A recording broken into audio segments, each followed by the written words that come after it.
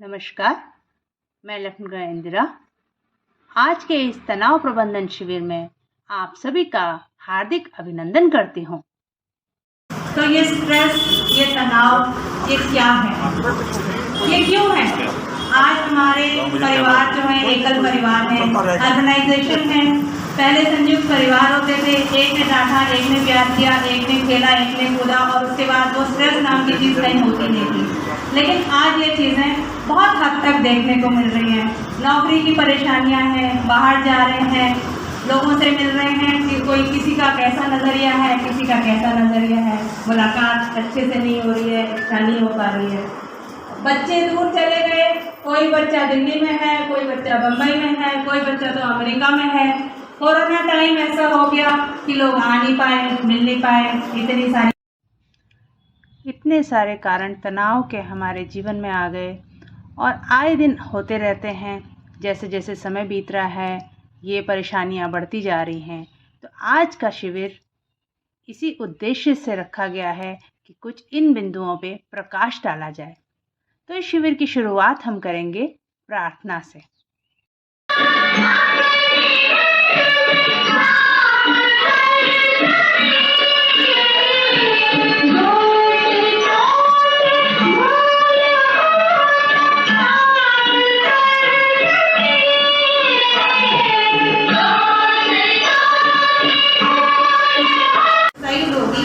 लंबी सांस लेके उसके बाद हम अपने कार्यक्रम का शुभारंभ अगला करेंगे।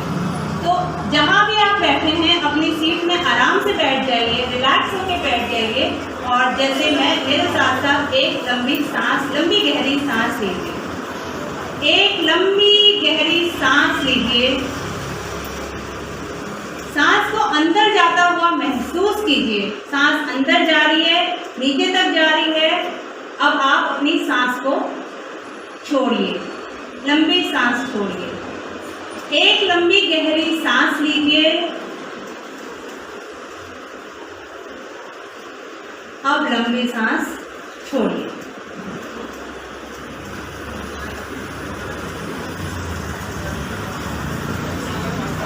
अब हम आगे बढ़ेंगे।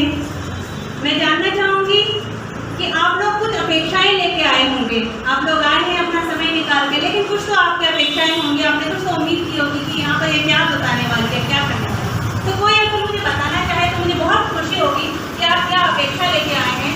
तो सकता है मैंने उसमें कुछ चीज़ें जोड़ी हो, कुछ चीज़ें ना जोड़ी। तो अगर कोई भी बताना चाहे तो कृपया हाथ खड़ा करें, मैं उनकी अपेक्षाएं जानना चाहूँगी।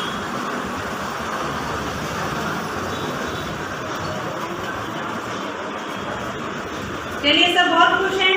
जो मैं बताना चाहूँगी उसी के साथ सब बहुत खुश हैं। आप लोगों का फिर से एक बार बहुत बहुत धन्यवाद। कुछ चीज़ें हैं जिनके बारे में हम सोच सकते हैं, जिनके बारे में स्वास्थ्य क्या है, हमारी अपनी एक परिकल्पना है, हमारी अपनी एक धारणा है। स्वास्थ्य के बारे में हमारी अपनी परिभाषा है। खुशी के बारे में हम खुद सोचते हैं कि खुशी क्या है, परेशानी क्या है। मेरी खुशी या मेरी परेशानी का कारण कौन है, मैं हूँ कि कोई और है। और हमें अपनी भावनात्मक और शारीरिक स्वास्थ्य का सुधार किस तरह से कर सकते हैं, इन सब चीज़ों को हमें अपने दिमाग में रखना है। आज के शिविर के मुख्य उद्देश्य है में रहेंगे स्वास्थ्य के आयाम क्या हैं। पहले तो स्वास्थ्य क्या है, स्वास्थ्य के आयाम क्या हैं, आत्म जागरूकता, अपने बारे में आत्ममंथन, स्वास्थ्य की जिम्मेदारी लेना, और शारीरिक और मानसिक स्वास्थ्य का क्या प्रभाव पड़ता है, तनाव की वजह से इस पर क्या प्रभाव पड़ता है, और हम अपने स्वास्थ्य की बेहतर समझ कर पाएंगे। और तनाव प्रबंधन के कुछ तरीके हम पहले से जानते हैं, लेकिन उनको हम शायद रिवाइज कर पाएंगे और कुछ चीज़ें हमारे दिमाग में फ्रेश हो जाएंगी। अगर WHO की definition, WHO world health organization विश्व की सबसे बड़ी हेल्थ ऑर्गेनाइजेशन है, उसके हिसाब से स्वास्थ्य क्या है, वो कहता है स्वास्थ्य क्या है, वो कहता है कि किसी भी व्यक्ति की मानसिक, शारीरिक और सामाजिक रूप से अच्छे होने की स्थिति को स्वास्थ्य कहते हैं। अब इसमें जो है, इसके साथ इन्होंने स्पिरिचुअल हेल्थ को भी जोड़ दिया है। मतलब अगर व्यक्ति पूरी तरह से सिर्फ फिजिकल इलनेस, बीमारियों का अंत होना ही स्वास्थ्य नहीं है। स्वास्थ्य तब है जब आप लोगों से मिलजुल रहे हैं, आप मन में खुश हैं, आपको कोई तनाव नहीं है, लोगों से आदान प्रदान कर रहे हैं। जब इस तरह का एक आपकी स्थिति है तो उस इंसान को स्वस्थ व्यक्ति कहा जाता है WHO के वर्ल्ड हेल्थ ऑर्गेनाइजेशन के हिसाब से। एक्सप्लेन कर देती हूँ, बता दिया। शारीरिक स्वास्थ्य है फिजिकल हेल्थ, जहाँ कोई बीमारियां नहीं है। मनोवैज्ञानिक स्वास्थ्य है तनाव से मुक्ति, हमारा मन प्रसन्न है और हमारी सोच सकारात्मक है। सकारात्मक सोच जरूरी नहीं कि हम किसी के बारे में गलत नहीं सोच रहे हैं या खराब चीज नहीं सोच रहे हैं, लेकिन जो भी चीज है, जो भी हमारे मन में विचार आ रहे हैं, वो ज्यादातर चीजें सकारात्मक होंगी तो हम पॉजिटिव हेल्थ की तरफ बढ़ सकते हैं। आध्यात्मिक स्वास्थ्य को इसमें जोड़ा गया है। आध्यात्मिक स्वास्थ्य का मतलब पूजा पाठ, या आध्यात्मिक स्वास्थ्य का मतलब हम कितने आशावादी हैं, हमें अपने भविष्य से क्या आशा है और हम सही और गलत को अलग कर सकते हैं। सही क्या है, गलत क्या है, किसी के बारे में भी अगर हम सोच रहे हैं तो उस सिर्फ सही और गलत को हम डिफरेंशिएट कर पाएंगे। वो आध्यात्मिक स्वास्थ्य। और सामाजिक स्वास्थ्य जो WHO ने लास्ट में जोड़ा है, वो भी चीज है लोगों से आदान प्रदान, लोगों से मिलना जुलना, मदद करना और मदद लेना। कई लोग मदद करने में बहुत खुश होते हैं, लेकिन मदद लेना उनके बस का नहीं है। कहते हैं हम किससे हेल्प नहीं ले सकते, लेकिन मदद लेना भी सामाजिक स्वास्थ्य का एक हिस्सा है। लोगों की सहायता करना और आदान प्रदान करना। अब समय आ गया है एक गतिविधि का। अब कुछ म्यूजिक लगेगा पुराने गानों के। सॉरी, मैंने गलती से पुराने बोल दिया, पर चलो ठीक है। और आपको गेस करना होगा कि कौन सा गाना है, और हाथ खड़ा कीजिए और बताइए कि कौन सा गाना बजेगा। समझना मुश्किल हो गया,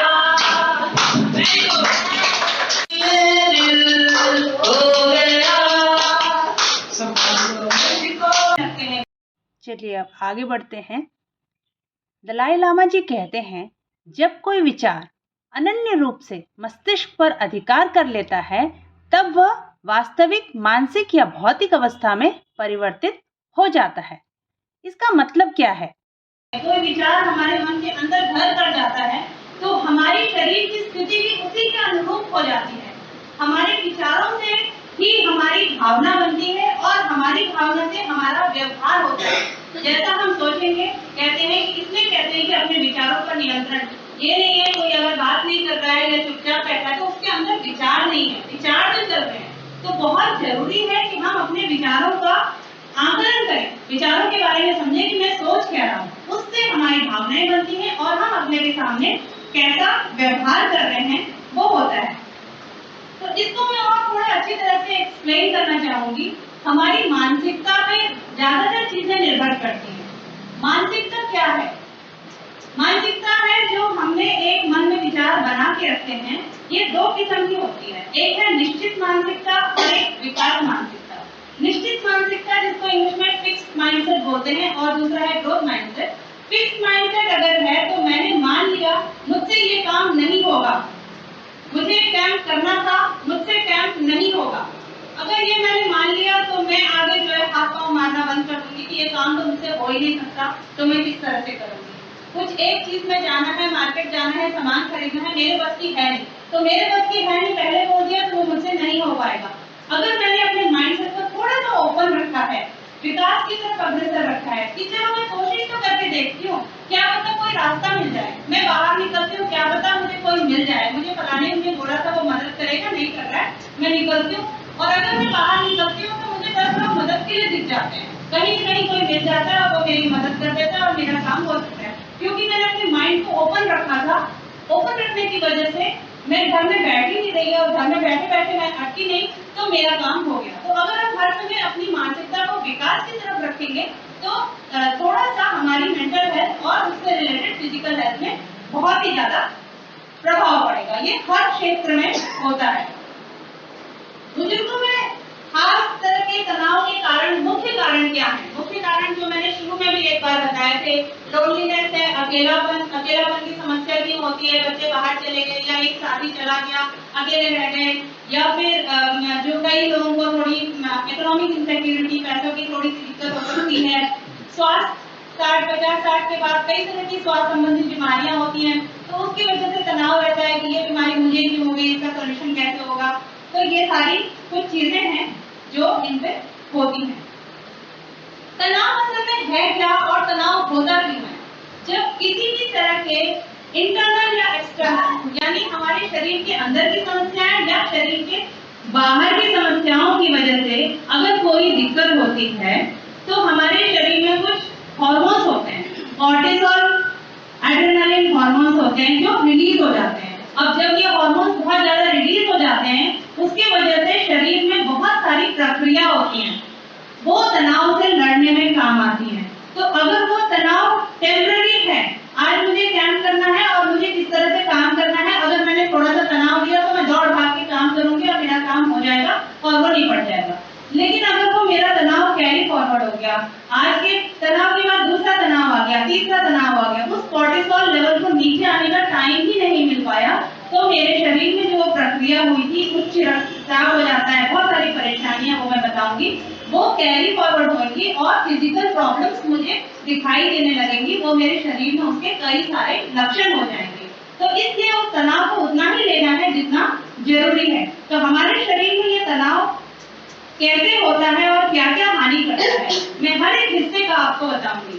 दिमाग से अगर शुरू करते हैं, एकाग्रता की कमी, बहुत टेंशन है, अकेले बैठे हैं लेकिन हम एकाग्रता नहीं कर पा रहे हैं, पढ़ाई में मन नहीं लग रहा है या जो भी काम कर रहे हैं वो हम काम नहीं कर रहे हैं। लोनलीनेस है, अवसाद है, डिप्रेशन की परेशानी हो जाती है क्योंकि मैं बहुत स्ट्रेस हूँ, मुझे बहुत सारी दिक्कत है, मनोदशा परिवर्तित हो जाती है, मुझे किसी से हंस खेल के बात करने का मन नहीं करेगा, मन हमेशा अशांत रहेगा।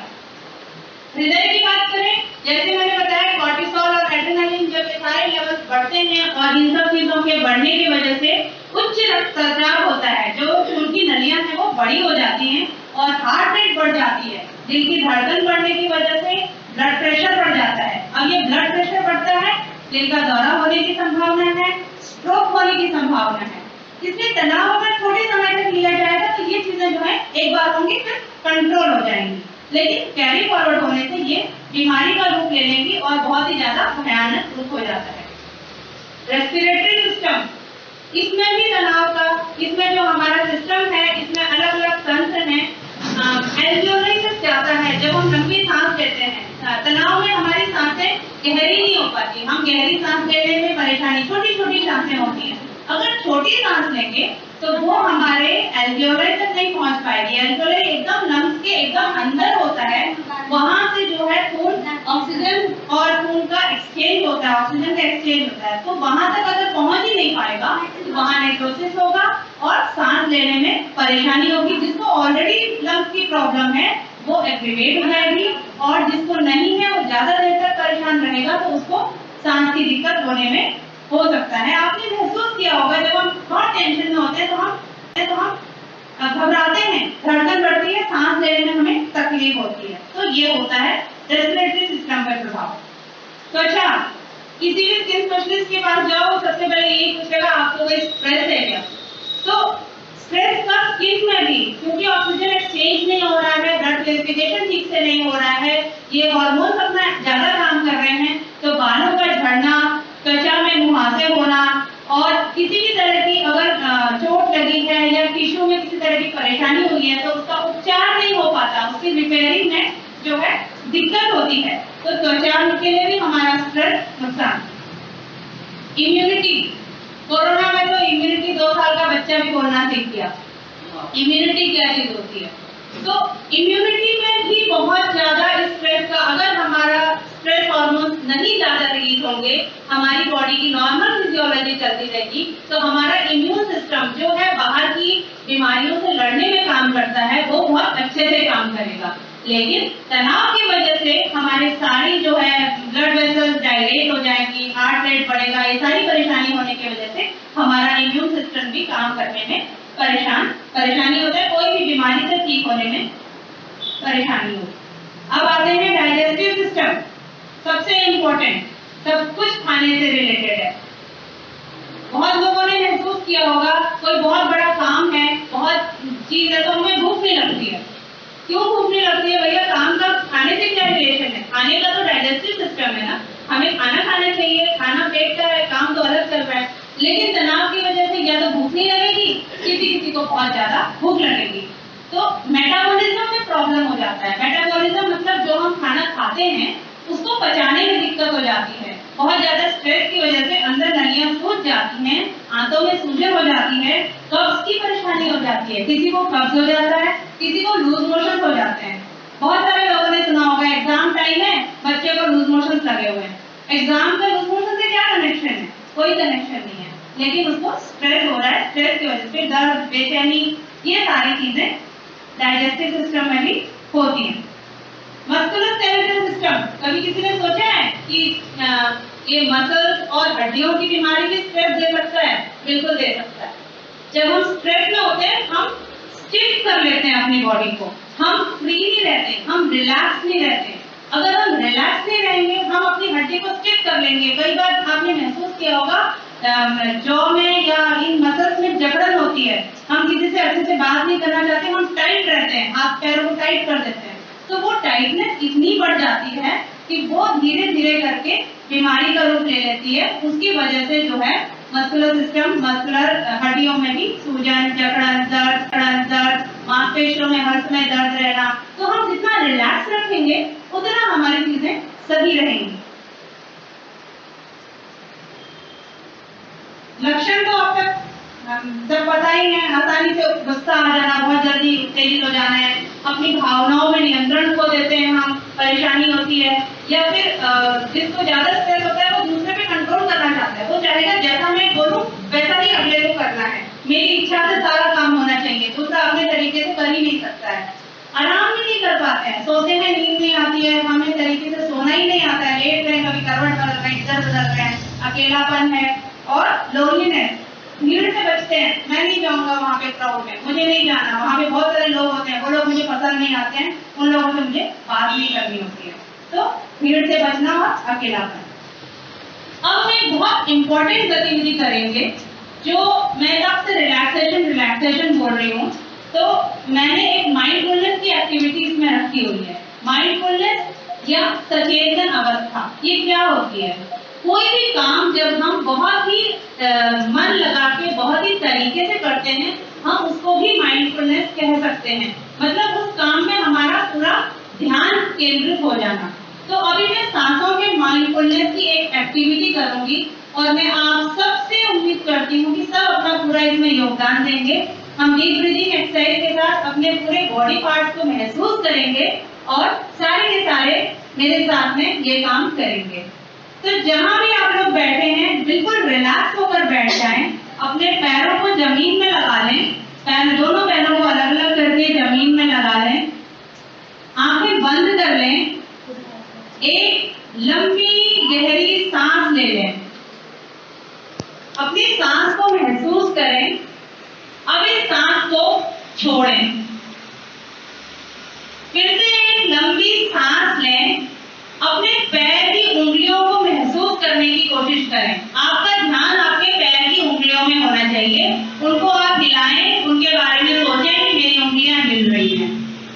अब आप सांस छोड़ें, फिर से आप सांस लें, अपने टांगों के बारे में सोचें, अपने टांग जंघा के बारे में सोचें, लंबी सांस के साथ में उसको महसूस करें और उस सांस को बाहर छोड़ें। एक लंबी गहरी सांस लें, अपने हाथों के बारे में सोचें, अपनी हाथ की उंगलियों को एकदम रिलैक्स करें और उंगलियों को हिलाएं, दोनों हाथों की उंगलियों को हिलाएं और महसूस करें, अपनी हथेलियों को महसूस करें, सांस बाहर छोड़ें। लंबी गहरी सांस लें, अपनी बाजुओं को महसूस करें, अगर कहीं दर्द हो रहा है तो उसे महसूस करने की कोशिश करें, वहां पे ध्यान केंद्रित करें और अब अपना सांस बाहर छोड़ें। एक लंबी सांस लें, अपने शोल्डर्स को महसूस करें, और वहां पर अगर दर्द हो रहा है उस दर्द में अपना ध्यान केंद्रित करें और सोचें ठीक हो जाएगा और अपनी सांस बाहर छोड़ें। लंबी सांस लें, अपने पेट और छाती के बारे में सोचें और सांस बाहर छोड़ें। लंबी गहरी सांस लें, अपने शरीर के बारे में सोचें, अपने शरीर के हर हिस्से को महसूस करने की कोशिश करें और सांस को बाहर छोड़ें। अब आप लोग आंखें खोल सकते हैं। तो मुझे उम्मीद है कुछ लोगों को तो कुछ रिलैक्सेशन महसूस हुआ होगा या इतनी देर आपने इधर उधर की बातें आपके दिमाग में नहीं आई होंगी, इतनी देर के लिए कम से कम 2 मिनट जो हमने ये एक्सरसाइज की, हमने घर बाहर परिवार किसी चीज के बारे में नहीं सोचा है।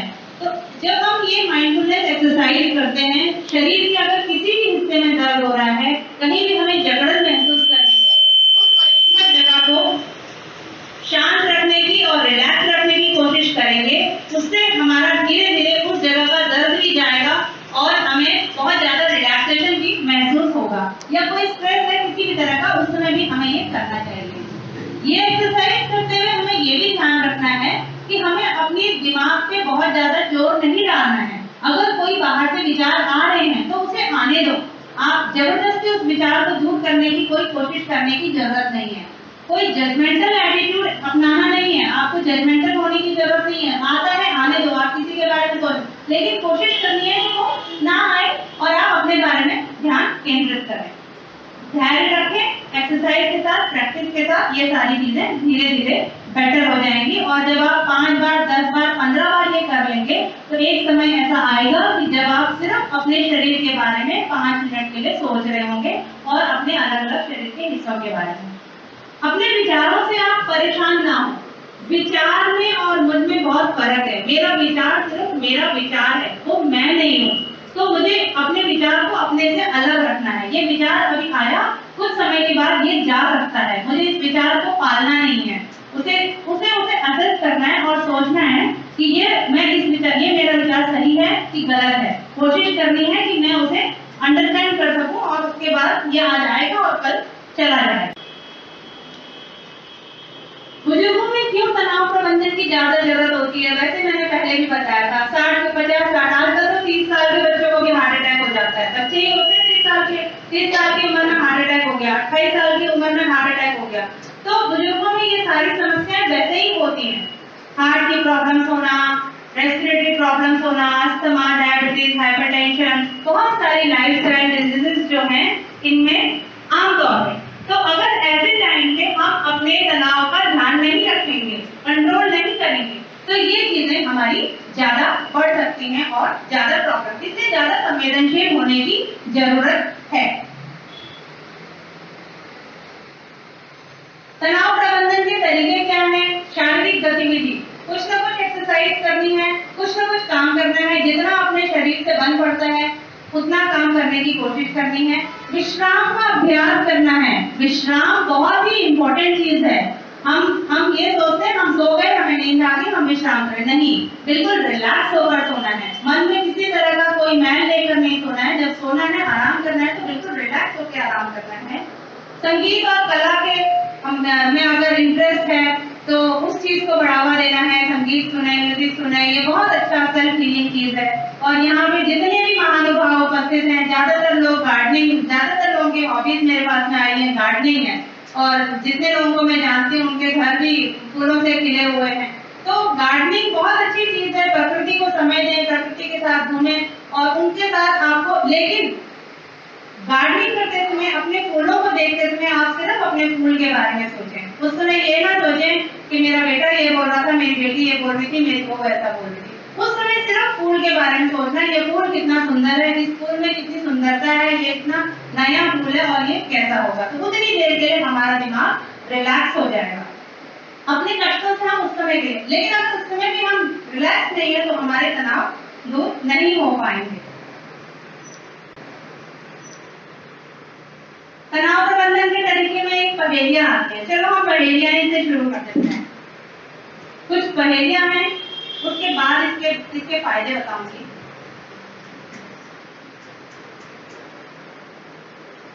ऐसा शब्द बताइए कि जिससे फूल, मिठाई और फल बन जाए। कोई ऐसा शब्द है जिससे फूल, मिठाई और फल भी बन जाता है?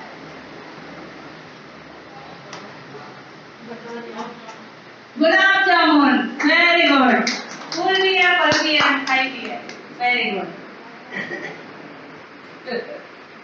न कभी आता है न कभी जाता है, इसके भरोसे जो रहे हमेशा पछताता है। ना कभी आता है ना कभी जाता है, इसके भरोसे जो रह गया तो हमेशा पछताएगा। थोड़ा सा अपने दिमाग की नसों को हिलाइए, एक्सरसाइज कीजिए, दिमाग की एक्सरसाइज। कल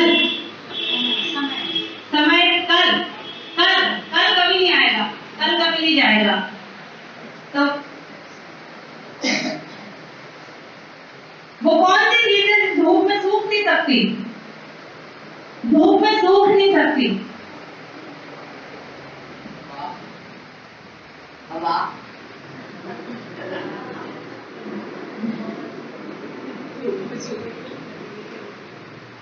थोड़ा सा ब्रेन सेल्स को एक्टिव करने की जरूरत है। हम जब अपने दिमाग को हिलाएंगे, सोचेंगे, तो हमें अल्जाइमर नहीं होगा। अल्जाइमर एक ऐसी चीज है जो तब होती है जब हम अपने ब्रेन सेल्स को यूज करना बंद कर देते हैं। हम इजीली अवेलेबल चीजें हमारे पास में आ जाती हैं, तो हम दिमाग लगाना बंद कर देते हैं। तो जब थोड़ा सा सोचेंगे, पजल, क्रॉसवर्ड, ये सारी चीजें बहुत एक्टिव रहेंगे, तो अल्जाइमर तो होगा ही नहीं। कहाँ से होगा? पहले के लोगों को नहीं होता था, सोचते रहते थे कुछ ना कुछ। पसीना असली साथी पालतू जानवर। हाँ जी, तो पालतू जानवर जो हैं वो हमारा तनाव कम करने में बहुत मदद करते हैं। कैसे करते हैं? मैंने बताया था कॉर्टिसोल और एड्रेनलिन जो रेज होता है, इनको रखने से, इनके साथ समय बिताने से ये कॉर्टिसोल लेवल नेचुरली कम हो जाते हैं, और उसकी वजह से जो है स्ट्रेस उतनी देर के लिए कम। उनके साथ अगर खेलो, उनके साथ अगर बात करो, तो ऐसे लगता है कि वो बिल्कुल हमारी बातों का जवाब दे रहा है। सिर्फ वो जानवर बोल नहीं सकता बस, बाकी तो वो हर तरह से वो अपने आप को एक्सप्रेस कर लेता है। तो पालतू जानवर रखना, और इससे अकेलेपन की भावना नहीं होती, ऐसा लगता है कि हाँ हमारे साथ कोई है। कॉग्निटिव या संज्ञानात्मक कौशल जिसको कहते हैं, अपने कॉग्निशन का ध्यान रखना है। कॉग्निशन मतलब अपने विचारों का, जो हमारे विचार आ रहे हैं उनको असेस करना है, उनके बारे में सोचना है, और उससे डेवलपमेंट, ये पजल, क्रॉसवर्ड, ये सारी चीजें, पहेलियां वहेलियां, ये भी चीजें इसमें आएंगी। अगर हम कभी भी अपने विचारों को बदल सकते हैं, अगर हम उन्हें समझ जाएं और अंडरस्टैंड करें कि ये एग्जैक्टली इसका क्या मतलब है।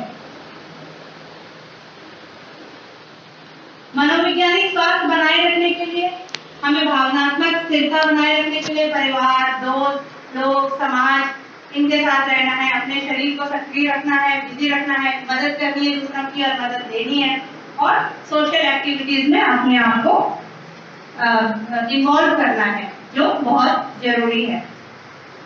तो आज जो चीजें बताई हैं, हमने बताया, बात बोली है, यहाँ पर इसका कुल मिलाकर सारांश यही होता है कि हमें नियमित व्यायाम, वो कहते हैं कि आपको दौड़ना चाहिए। अगर आप दौड़ नहीं सकते हैं तो आप चलिए। अगर आप चलने में भी समर्थ नहीं हैं तो आप बैठिए। अगर आप बैठने में भी समर्थ नहीं है तो आप लेट के कुछ ना कुछ एक्टिविटी कीजिए। ऐसा नहीं है कि आप लेटे हैं तो पूरी तरह से हाथ पांव छोड़ के लेटे हुए। तो किसी न किसी तरह की फिजिकल एक्टिविटी और शारीरिक व्यायाम जो है हमें मदद करेगी, और हम एक स्टेप आगे बढ़ेंगे उसके बाद। अगर लेटे हैं तो हम लेटे से बैठ जाएंगे, बैठ के हम चलना शुरू करेंगे, तो हमें आगे की तरफ बढ़ने की हमेशा कोशिश करनी है। स्वस्थ पौष्टिक आहार जो हम खाते हैं, खाने से हमारे विचार प्रभावित होते हैं और उससे हमारा व्यवहार आता है। तो हमारे भोजन का तो हमारे पुराने समय से ऋषि मुनियों ने भी बताया है कि हमारे भोजन का हमारे शरीर में और हमारे दिनचर्या में बहुत ज्यादा प्रभाव होता है। तो एक पौष्टिक आहार रखना है, संतुलन और अपनी ताकत बढ़ाने के लिए फिजिकल एक्टिविटी, एक्सरसाइज, योगा, प्राणायाम, जो हम समझ सकते हैं, जो हम कर सकते हैं, हमें करना चाहिए। दिमाग के खेल, पजल, क्रॉसवर्ड, इसके बारे में बात की थी। नींद पूरी करनी है, सोशलाइजेशन करना है, और जो खाली समय है, खाली समय में हमें अपने विचारों पर नियंत्रण करना है, अपने विचारों के बारे में सोचना है। कौन सोचता है कि मैं क्या सोच रहा हूँ? नहीं, उस सोच के बारे में, जैसे हम दूसरों से बात करते हैं, हम दूसरों से कभी किसी की बुराई करते हैं और बाद में हमें रियलाइज होता है कि हमने गलत बोल दिया, हमें ये चीज नहीं बोलना चाहिए था। तो ऐसे ही हम जब अपने मन में भी कोई विचार आते हैं, उसको भी हमें असेस करने की जरूरत है कि मैंने ऐसा सोचा, क्या मैंने सही सोचा? अगर ये गलत था तो मैं इसको किस तरह से बदल सकती हूँ, या हम इसे किस तरह से हम चेंज कर सकते हैं। तो अब मैंने जितना बताना था बताया है। अब मैं आप लोगों से अनुरोध करूंगी कि कुछ आप लोगों ने अपने जीवन काल में बहुत सारी परिस्थितियां देखी होंगी, बहुत सारी तकलीफें सही होंगी, तो आपने अपने स्ट्रेस मैनेजमेंट के लिए क्या किया और किस तरह से आप उसको कर पाए? मैंने जो बताना था बता दिया, लेकिन आप लोग जो प्रैक्टिकल रूप से इन चीजों को किया हुआ है, तो मैं किसी वॉलंटियर से एक्सपेक्ट करती हूँ और प्रार्थना करती हूँ कि आके 2 शब्द बोलें और बताएं कि हम और क्या कर सकते हैं। जिसको म्यूजिक का शौक है म्यूजिक करो, जिसको फूलों का शौक है फूलों का करो, जैसे कि अभी इंदिरा जी ने बताया है आपको। तो मेरा यही है शौक, म्यूजिक और फूलों का, और अच्छे लोगों के बीच में उठने बैठने का। किसी के विचार नहीं है, उनको सुनती हूँ बहुत ध्यान से और सोचती हूँ ऐसे बोल रहे हैं, इस पर अमल करना चाहिए हम लोगों को। बस मेरे यही विचार हैं और मैं हमेशा करके जमाने के हिसाब से हमें चलना है। इनमें से काफी लोगों के जिनके घर में बहू आ रही होंगी और दामाद तो खैर दूसरे लड़कियां अपने घर चल जाती है, हमारे साथ तो अंदर हमारी बहू रहती है। तो मेरे अभी तक विचार यही है, अच्छे लोगों के साथ रहो, अच्छे विचार रखो। किसी ने कोई बात कह दी, उसे बुरा मानने के बजाय पॉजिटिव सोचो। उसने अच्छे मन से बोला है तो हमें अच्छे मन से सोचना चाहिए, ना कि उसके साथ कुछ मतलब दुश्मनाई से रखो, इसने क्यों बोल दिया मेरे ऐसे। सोचो बाद में उसने क्यों बोला, इसका मतलब मेरे अंदर कुछ करनी जरूर। कुछ भी हम अपनी लाइफ में कर रहे हैं अपनी खुशी के लिए कर रहे हैं। यहाँ कोई भी अगर कह दे कि हम दूसरे की खुशी के लिए कह रहे हैं, अगर हम बच्चों की देखभाल कर रहे हैं, उनको पढ़ा लिखा रहे हैं, उनके लिए कुछ खरीद के ला रहे हैं, जब उनको देखते हैं तो उनको खुश देख के हमारी खुशी होती है। तो जैसे इन्होंने बताया, सबसे पहले खुशी के लिए सिर्फ फिजिकल स्वास्थ्य नहीं, जब तक मेंटल स्वास्थ्य नहीं है तो आपका फिजिकल स्वास्थ्य भी नहीं होगा। और यहाँ पर इस इलाके में हमारे क्लाइमेट टाउन सुभाष नगर आसपास में कोई भी ऐसा मेंटल काउंसलिंग सेंटर नहीं था।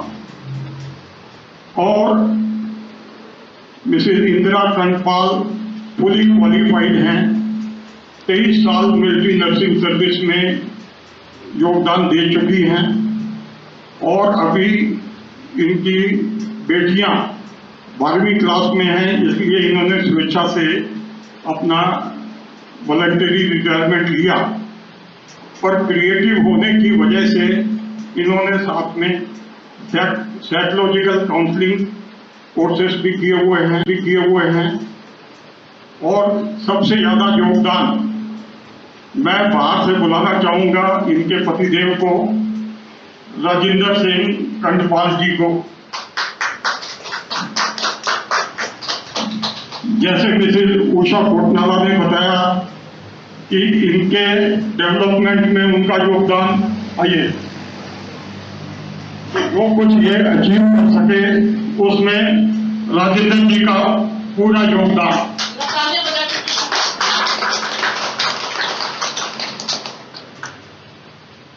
आपका धन्यवाद जज के तौर पे।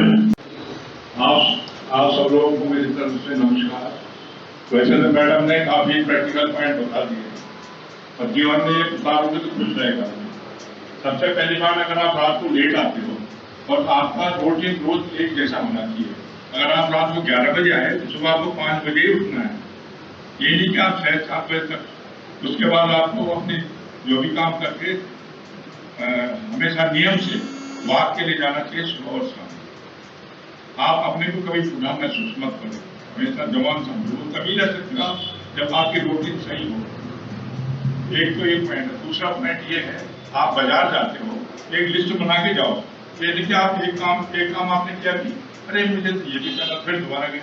लिस्ट बना के ले जाओ कि भाई मुझे मार्केट में जाके क्या क्या काम करना है। उससे क्या होगा, आपका टाइम सेव होगा, आपको बार बार जाने की जरूरत नहीं। और कई ऐसी बातें, जैसे आपके घर में, जैसे मैडम ने बताया, बहू है, बहू को अपने बेटे के समान समझो।